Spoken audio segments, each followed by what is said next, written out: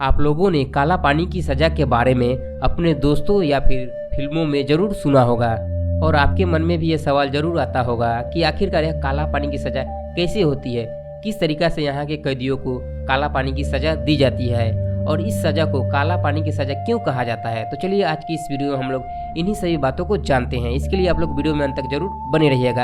अगर पहली बार इस वीडियो को देख रहे हैं तो हमारे चैनल को भी सब्सक्राइब जरूर कर लीजिए। काला पानी की सज़ा सेलुलर जेल में दी जाती थी और यह जेल अंडमान निकोबार द्वीप की राजधानी पोर्ट ब्लेयर में बनी हुई है। इस जेल का निर्माण अंग्रेजों ने करवाया था ताकि वे लोग इस जेल के अंदर उन सभी लोगों को कैद करके रख सके जो लोग भारत को आज़ादी दिलाने के लिए इनसे लड़ रहे थे। संस्कृत में काला पानी शब्द का अर्थ होता है मृत्यु अथवा समय। अगर दूसरे शब्दों में मैं आप लोगों को बताऊं तो इसका अर्थ होता है ऐसा स्थान जहां से कोई वापस नहीं आता है। यह जेल गहरे समुद्र से घिरी हुई है जिसके चारों ओर कई किलोमीटर तक सिर्फ और सिर्फ समुद्र का पानी ही दिखता है। इसे पार कर पाना किसी के लिए भी आसान नहीं था। इस जेल की सबसे बड़ी खूबी ये थी कि इसकी चहारदीवारी एकदम छोटा बनाया गया था जिससे कोई भी आसानी से पार कर सकता था, लेकिन इसके बाद जेल से निकलकर भाग जाना लगभग नामुमकिन था क्योंकि ऐसा कोशिश करने पर कैदी को सिर्फ समुद्र का पानी ही पानी दिखाई देता था। इस जेल का नाम सेलुलर पड़ने के पीछे एक वजह है। दरअसल यहाँ हर कैदी के लिए अलग अलग सेल होती थी, यानी कि हर एक कैदियों को अलग अलग छोटी सी कमरों में रखा जाता था ताकि वे लोग एक दूसरे से बात न कर सके। ऐसे में कैदी बिल्कुल अकेले पड़ जाते थे और यह अकेलापन उनके लिए बहुत ही ज़्यादा भयानक होता था।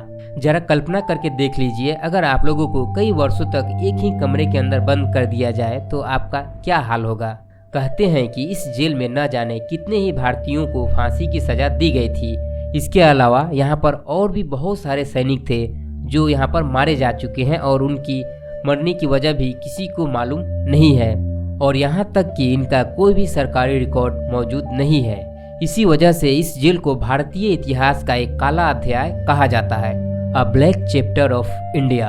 अंग्रेजों ने भारतीय क्रांतिकारियों के साथ इतना बुरा व्यवहार और ऐसी सजा दी थी कि हम आपको बता भी नहीं सकते, लेकिन वह कहते हैं ना, जैसी करनी वैसी भरनी। जापान ने 1942 में अंडमान निकोबार पर हमला कर सेलुलर जेल को अपने कब्जे में कर लिया और उन्होंने गांधी जी और रविन्द्रनाथ टैगोर की विनती पर सारे भारतीय कैदियों को छोड़ दिया।